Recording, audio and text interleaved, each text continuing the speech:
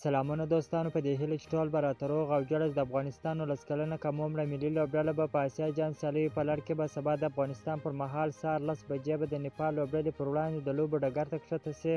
د افغانستان 19 کلنه کم عمره ملي لوبډله تېره ورځ په اسیا جام سیالیو کې د هندوستان لوبډلې سره مخ شوه چې د هندوستان لوبډلې د لوبې ټاس وګټي، په خپله د توپ اچونې پرېکړه وکړه. د افغانستان لوبډلې به ډېر خراب بیټینګ ترسره کړي چې د ټولو لوبغاړو په سوځېدو سره 102 منډې جوړې کړلې. د 104 منډو هدف په تعقیب کې د هندوستان لوبډلې ډېره خوندوره په زړه پورې توپوهنه وکړله چې په 30 اوورونو کې د درو لوبغاړو په سوځېدو سره یاد هدف ترلاسه کړي. افغانستان 19 کلنې ملي لوبډلې ته په 7 ویکټو ستره ماتې ورکړه.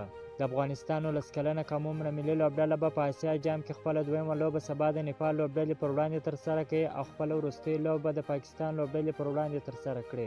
او تېره شپه په ټیټن لیګ کې ګلبدین نایب ډېره خوندوره په زړه پورې لوبه ترسره کړله چې د ګلبدین نایب په ټیټن لیګ کې لومړۍ لوبه وه. په 26 توپونو باندې دوی 50 ناسوځېدلې منډې جوړې کړې. د خپلې لوبډلې لپاره یې لوبه هم وګټله.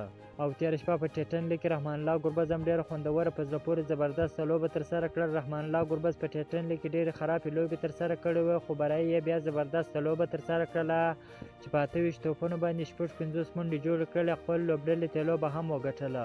که مو چیرې دغه ویډیو خوښ شوی ده، په چینل کې نوی یاست نو حتما زموږ چینل هم درسره سبسکرایب کړئ. که مو د فیسبوک پیج تر اوسه نه یې فالو کړی نو حتما مو فیسبوک پیج هم درسره فالو کړئ. تر بلې ویډیو پورې د الله په امان.